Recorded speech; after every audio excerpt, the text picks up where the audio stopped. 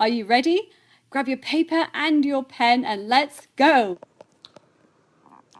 Hey everybody, how are you? It's Thursday and it's 1 o'clock. So I'm so excited to be here with you. I hope that you can hear me. So if you can't hear me, let me know. I am in an unusual position today. I'm over at my in-laws' house, so I don't have all of my equipment with me. So kind of bear with me. I'm going to try and set this up a little bit better so I'm not jogging you about all over the place. Let's have a peek, see if that works. I'm on the bed. There you go. How's that? All right, so today I wanted to talk to you a little bit about fear. I don't know what's going on with the image. Hey, so we're going to talk about fear. It's been really on my mind this week, and I'll tell you why. I was watching this television show, and it's an English show called The World's Most Extraordinary Homes. And basically there's two broadcasters. One is an architect and the other one is an actress. And they literally do exactly what it says. They travel all over the world looking for the world's most extraordinary homes.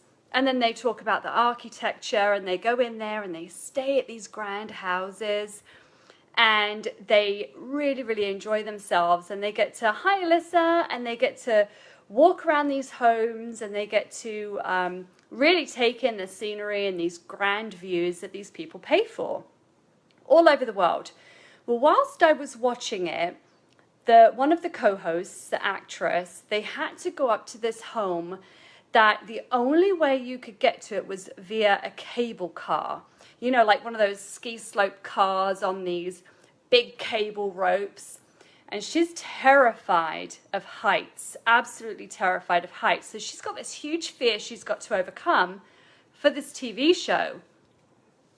And you can absolutely see the fear in her face as she's describing the house that she's going to go and see for the TV show. They get in this cable car and they go, I don't even know how far, for ages and ages up the side of this cliff to get to. Sorry, my phone keeps ringing. Hi, Raylin. She's absolutely petrified and she's talking about it. She just can't imagine why anybody would want to live somewhere where the only way in and out of your house is via a cable car up and down a cliff. Well, of course, the views up there are magnificent. I mean, you literally are living within the clouds. Well, it got me to thinking about our fears and, you know, how they hold us back and what we do in life to overcome them. So here's what I was thinking about. I know in my life I've got some fears, okay? And my fears, where do they come from? And how do I overcome them? Do I actually overcome them? I don't know. Hey Valerie, thanks for watching. So I figure it's a 3-step process, okay? The very first thing that we have to do is decide on whether or not we actually have a fear. And what is that fear? Okay, so step 1, is there a fear and what is it? And actually name it and write that fear down and come to terms with the fact that we have this fear. The second thing is, why is it a fear? Why are we afraid of whatever this fear is, okay? And how did we become afraid? What happened in our lives that made this particular thing a fear of ours? And then 3, how do we overcome it? How do we get rid of that fear? So a little bit about me. I'm terrified of dying. It's a fear of mine. Death is a fear of mine, which is probably ridiculous because I am a registered nurse. I'm a trauma ER nurse. That's, you know, my field of specialty. That was my career. But I'm terrified of death. Absolutely terrified. I'm okay with other people dying. I just don't want to die myself. So I have to try to figure out why that is and how do I overcome it. Well, I know exactly why it is. My very first time that I nearly died was when I was 19. I was in a horrific car crash and it nearly killed me. And I was actually going to show you some pictures today on here, but I didn't bring them with me. They're horrible pictures. And I ended up with a trach in my neck, crushed my face. My My mouth was wide shut. I was in a wheelchair with oxygen tubing, this hole in my neck for quite some time. And hi, Daniel. Hi, Hannah. Thanks for watching. And I nearly died in that car accident. And it frightened me. And at 19 years old, you shouldn't be nearly dying from a car crash, okay? And then there's been a couple of things in my life that have happened to me that have been near-death experiences, literally, things that I should not have survived. So one may say, okay, but you survived them, so why are you afraid of death? You should be, victorious in knowing that you can survive anything. But that's not true. I keep thinking I'm really fragile because I keep almost dying because I'm so clumsy. So I have to overcome that fear.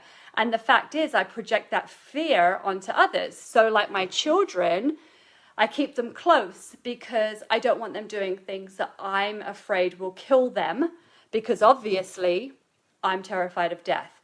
So I have to heal myself before I can help others heal from that, right? So I would have a hard time counseling you through your death if it's a fear of mine. So we have to help each other.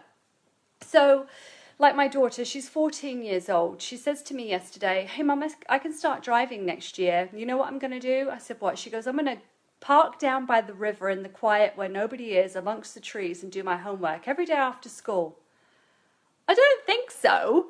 Over my dead body, you're going to go by some raging river in the woods in the middle of the, late afternoon, early evening by yourself as a 15-year-old girl. I don't think so. You're going to get raped, mugged, killed, thrown in a river. It's not happening, because when she tells me that, all I see is death, badness, murder, and God knows what. So that's something that I have to get over. Otherwise, I'm withholding things that she can do. Probably a bad example, because I don't know that any of you would let them do that either. But comment below, please, if you have anything you want to say. So anyway, from the beginning of this story, when I started talking a little bit ago, when I was watching this TV show, The Most Extraordinary Homes in the World, the English TV show, watching this actress, who is one of the co-hosts, go through this fear. She overcame that fear. She went up the cable car. She went up into this home. And her reward was seeing this brilliant house, which was consequently built by architects. And it was truly amongst the clouds. And she got to see a view that was absolutely stunning, breathtaking, that many, many people only ever dream of seeing. And she got to live it firsthand. But that was her reward for overcoming that fear.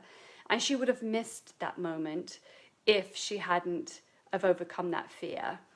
So my daily struggle is worrying about death. I'm very safe, but I do challenge myself. And sometimes I have to do things that terrify me just so I can sort of maybe cheat death or play with the idea that I am able to live. I can live and I can have fun and I can enjoy myself, and I'm not going to die just because I went on a roller coaster kind of thing.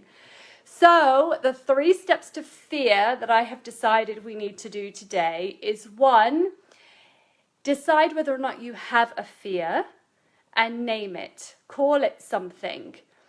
2, figure out why you have that fear. And then number 3, figure out a way to overcome that fear. And if you can do those 3 things and then bottle that fear up and chuck it aside, you won't be holding back, and you will be able to overcome anything because you've overcome that biggest fear, and there'll be nothing holding you back. So I hope that helps. Hi, Rachel. Thanks so much, love, for joining. And that's it, short and sweet today. Carolyn and I are separate today. She's off doing her thing. I'm out doing my thing. And we will see you next week. But I hope that helped. Chuck your comments down below. And I look forward to seeing you then. You take care, guys. See you later. Bye. Find more videos like this at donellafields.com and on my YouTube channel. Thanks so much for watching.